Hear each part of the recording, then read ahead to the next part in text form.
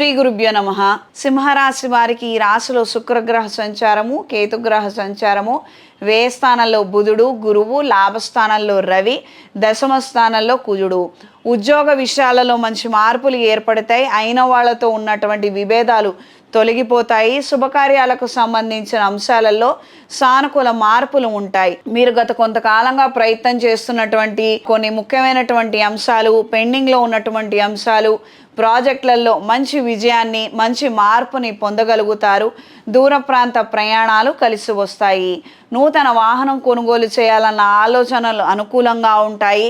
అయిన వాళ్ళని, తెలిసిన వాళ్ళని సంప్రదించి కొత్తగా మార్కెట్లోకి ఏమొస్తున్నాయి, ఏం తీసుకుంటే బాగుంటుందని ముందుకి వెనక్కి ఆలోచనలు చేయడము, చర్చలు చేయడం అనేది జరుగుతుంది. దీని వలన మంచి అవుట్పుట్ అయితే మీకు వస్తుంది. ఇంట్లో వాళ్ళ అభిప్రాయాలను కూడా తీసుకుంటారు. ఎవ్వరూ చిన్నబుచ్చుకోకూడదు. అందరికీ నచ్చే విధంగానే ఉండాలి. అందరూ ఒక మాట మీదకి రావాలని మీరు మంచి ప్రయత్నం చేయగలుగుతారు. సత్ఫలితాలను పొందుతారు. కోర్టు వ్యవహారాలలో ఉన్నటువంటి విషయాలు, డాక్యుమెంట్స్, లిటిగేషన్లో ఉన్నటువంటి ప్రాపర్టీస్, దానికి రిలేటెడ్గా మీరు తీసుకునే నిర్ణయాలు, చేసే ప్రయత్నాలు అనుకూలంగా ఉంటాయి.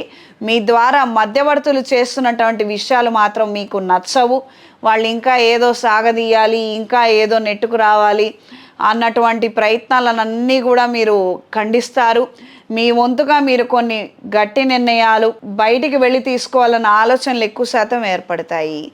ఇది కాస్తంత కఠినమైనటువంటి విషయాలు, ఖర్చుతో కూడుకున్నటువంటి విషయాలు, రిస్క్ ఎక్కువ ఉంటుంది. 1-2 సార్లు ఆలోచించి చెయ్యండి. అంటే మీ శ్రేయస్సు కోరి నేను చెప్తున్నాను. ఏదైనా తెగదెంపులు ఏముందండి, ఒక మాట అంటే అయిపోతుంది. కానీ ఆ మాట ఎవరి దగ్గర అంటున్నావు, ఎలా అంటున్నావు, ఏ విధంగా అంటున్నావు అన్నది ముఖ్యమైనటువంటి విషయము. ఇది తెలుసుకొని మెలగండి.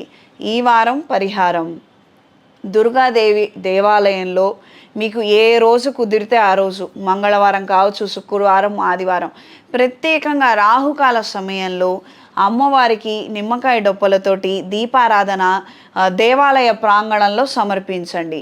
నిమ్మకాయ డొప్పలతో ఇంట్లో చేయకూడదు, ఇది గుర్తుంచుకోండి. లేదు ఆ టైంకి దేవాలయానికి వెళ్ళలేము, లేదా ఏదైనా పనిలో ఉంటా అనుకుంటే ఇంట్లో అయినా మామూలు ప్రమిదలు, వెండివి, ఇత్తడివి, రాగివి లేదా మట్టి ప్రమిదలతోటి, ఎరుపు ఒత్తులతోటి దీపారాధన చేయవచ్చు. ఏది ఏమైనప్పటికీ రాహుకాల సమయంలో మాత్రం అమ్మవారికి దీపారాధన చేసి అమ్మవారి అష్టోత్తరం చదవటం, వినటం చేయండి. మంచి జరుగుతుంది. ఈ రాశిలో జన్మించిన స్త్రీలకు ఆరోగ్య విషయాల్లో జాగ్రత్తలు అవసరం. ప్రత్యేకించి హార్మోనల్ ఇంబ్యాలెన్స్ రావడం, ఫీవర్స్, వైరల్ ఫ్లూ తోటి ఇబ్బంది పడే అవకాశం ఉంటుంది. అప్రమత్తంగా ఉండండి. పై అధికారులతో మాట్లాడేటప్పుడు, చర్చించేటప్పుడు ఎక్కడ వెనక్కి తగ్గద్దు. అంటే ఈ మాట అంటే ఏమవుతుందో, ఆ మాట అంటే ఏమవుతుందో అన్న ఆలోచనలు ఏమొద్దు. ఫుల్ 100% కాన్ఫిడెన్స్ తోటి, మీకు సబ్జెక్ట్ మీద ఉన్నటువంటి గ్రిప్ తోటి, మీరు ఈ మూమెంట్కి ఈ మాట ఇది ఇక్కడ చెప్తేనే కరెక్ట్ అని అనుకుంటే, మీకు ఆ నమ్మకం ఉంటే మీరు అక్కడ చేసేసేయండి. దీనివల్ల ఏమవుతుందో, ఇది అవసరం లేదేమో, ఇది అక్కర్లేదేమో, ఇంతలాగా మనం ఎందుకు బయటపడాలి, ఏం అవసరం లేదు. If you are very clear to that point, just execute it. అక్కడ వాళ్ళు ఉపయోగించుకుంటారా, ఉపయోగించుకోరా మీకు సంబంధమే లేదు. దానివల్ల ఏంటిది సంబంధమే లేదు. మీరు అక్కడ ఎగ్జిక్యూట్ చేయండి అంతవరకే.